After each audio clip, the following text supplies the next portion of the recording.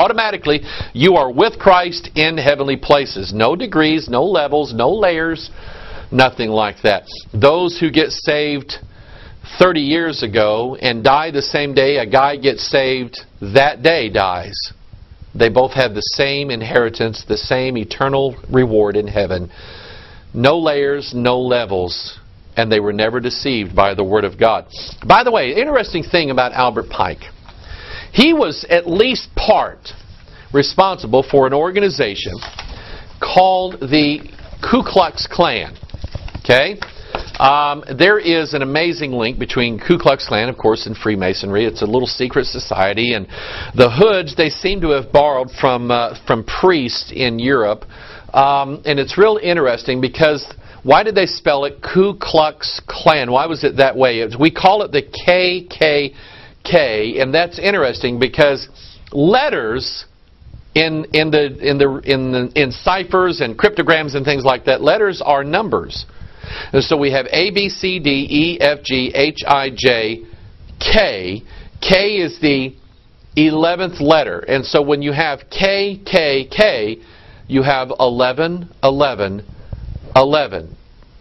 Are you getting where we saw that in the Bank of America logo? Now we're seeing it in the KKK. That makes the number 33. They will use other symbols such as the square and the compass, the all-seeing eye and the capstone.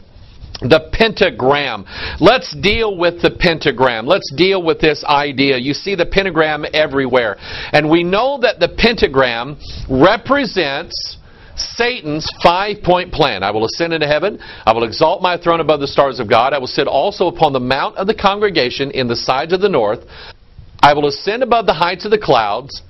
I will be like the Most High. So the pentagram, even though no one really wants to tell you what that symbol represents, the Bible is revealing to you that it represents Lucifer and his plan. It represents Satan. Now let me give you something interesting here. The name Satan, just the name Satan, in the King James Bible is mentioned exactly 55 times in the Scriptures. That's 5 times 11. So here we have this connection here of Satan himself and this pentagram. People say, oh, the pentagram, that's not a satanic. Yeah, it is. It's a satanic motto. It's a satanic emblem. And this idea that we have Lucifer represented by a star, 5-pointed star. We have his 5-point plan. And I want you to think of Revelation chapter 9. We have an interesting prophecy. We have Revelation chapter 9 verse 1, and the 5th angel sounded, and I saw a star fall from heaven. How art thou fallen from heaven, O Lucifer? That's what it says in Isaiah 14. Unto the earth, and to him was given the key of the bottomless pit. Now, interestingly enough, we're talking about symbols, and we're talking about a conspiracy. There was a movie. Do you remember the movie called Starman? This movie, Jeff Bridges, he is an alien. He is a star. And he falls down to the earth. Okay? You see the symbolism of the movie poster. Right there, Starman.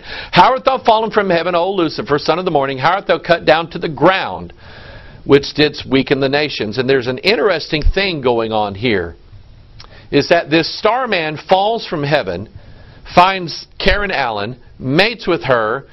She's pregnant with his child, and he tells her that this child is going to be a great teacher in the earth. By the way, that's exactly what the New Agers say is going to happen, is that there is going to be a great world teacher that's going to rise up and teach everybody and bring us all into a new age of peace and enlightenment. So now you're understanding the nature of symbols and how they show up in movies and books and comics and commercials and things like that. Let me give you this as well. The word Antichrist in the King James Bible mentioned exactly 5 times. The word thorns mentioned 50 times in the King James Bible. Devils mentioned 55 times in the King James Bible. Do you remember a movie? They did a remake of it here a few years ago. The original came out. It was called The Omen. Remember what that movie was? It was about the birth.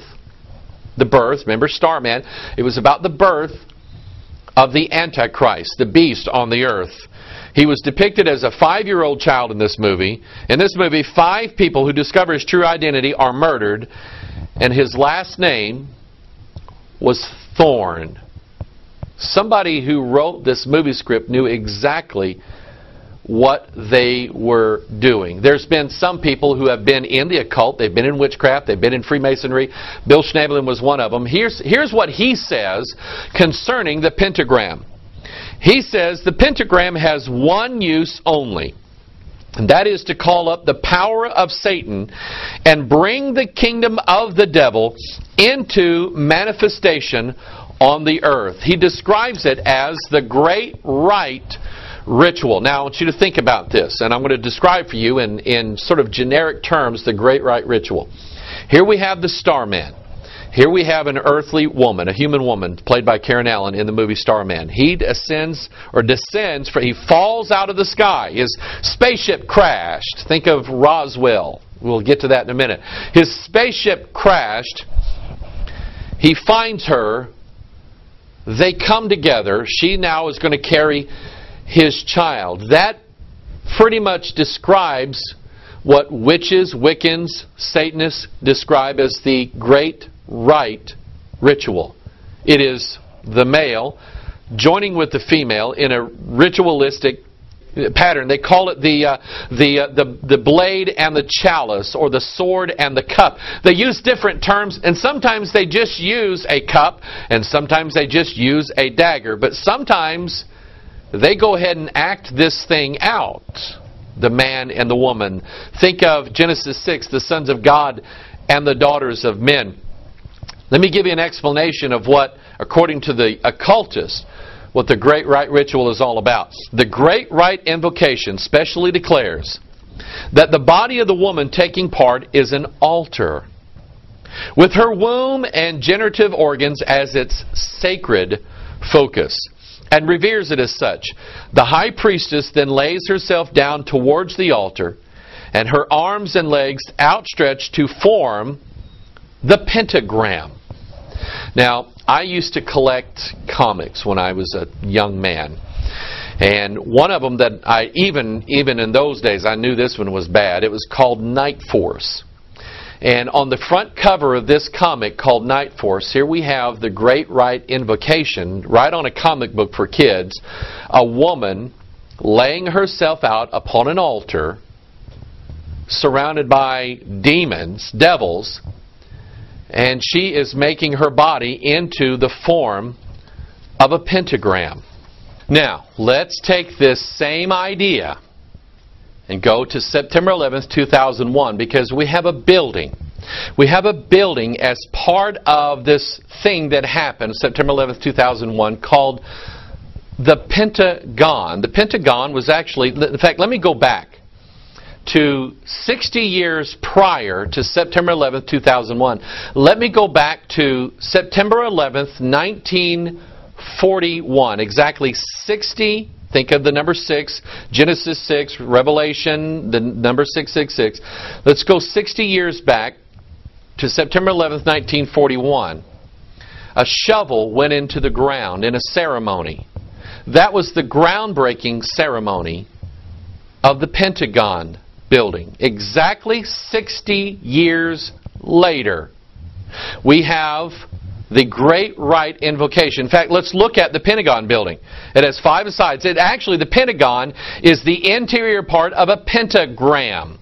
We have 5 sides. It has 5 sections, 5 floors, a 5-acre courtyard. Notice the center courtyard of the Pentagon building looks exactly like this woman laid out to be the altar where the great rite ritual is going to be performed. Now, I want you to think about this, and I'm here again using generic terms. We have the great rite. We have the male and the female coming together, the yin and the yang, sort of like the square, which Masonry describes as the woman, and the compass, which Masonry describes as the man, fusing together. We have the pentagram building, which represents the woman. She is the altar. And there's always a sacrifice, by the way. And then we have, whether you say it was a rocket or it was an airplane, but we have the symbol of the male joining with the symbol of the female. September 11th, 2001. one. The great rite ritual performed right in front of our very eyes to bring about the power of Lucifer and his kingdom. Did it happen overnight? No. But we are taking steps to those higher levels that will get us there one of these days. Now here's something interesting about the Pentagon building itself. I did a little research about how this thing was built, okay? Because I kept seeing, well, it's a pentagram and a pentagon and the fives all over the place, and you know, we see the fifth trumpet sounding and all of these things, all these similarities going in here. But then I noticed on a website that it was designed to be exactly 77 feet tall.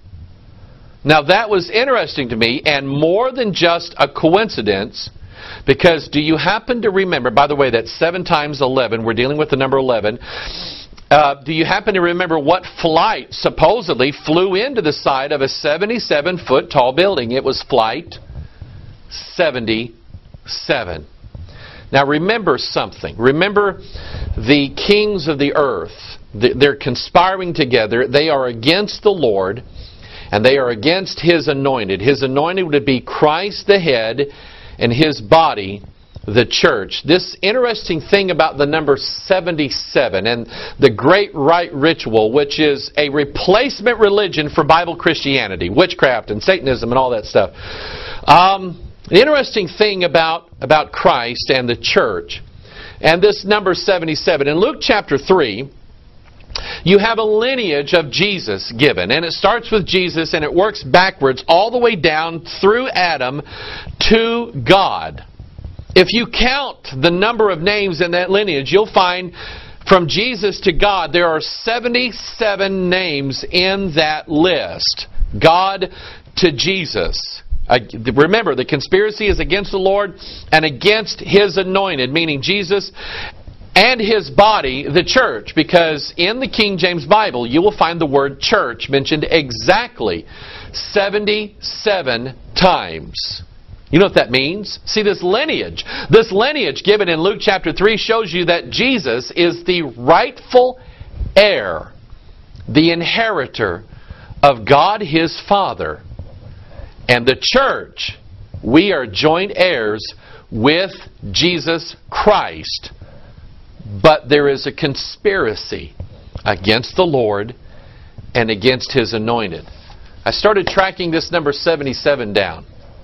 Guess what else I found? Pentagon is exactly 77 feet tall, struck by Flight 77. Washington, D.C. lies on the 77th meridian. There's a line of longitude, and Washington, D.C. is right on longitude 77. By the way, there's a highway that goes from Waco, Texas to Oklahoma City called Highway 77. We'll talk about both of those places here in just a little bit. There's more than just one thing that's part of this conspiracy. But we're going to deal with the number, 77 is 7 times 11. We're going to deal with this number 11. And I want you to think sort of in these terms. In fact, we're going to go to Genesis chapter 11. And hence we call this the Babel Conspiracy. And I want you to think about the 2 World Trade Tower buildings. And they just happen to look like a number 11. There's more to it. We'll see it in just a little bit. But we're going to understand this number 11. And I want to kind of give you an overview here, kind of where we're going. The number 11 in the Bible represents confusion. Was there confusion on that day? It represents chaos. It represents disorder. Think about what happened on that day. There was chaos. But see, now, since the chaos of 9/11, they've been trying to build a new order from that day. Things are different now than they used to be. September the 10th, 2001. Things are a lot different now. Out of the chaos came a new order. Okay? So I want you to think on those terms. In the book of Daniel, we're given the description of a beast who has 10 horns, and then out of that horn rises up another horn. He's the 11th. And so this number 11 will point us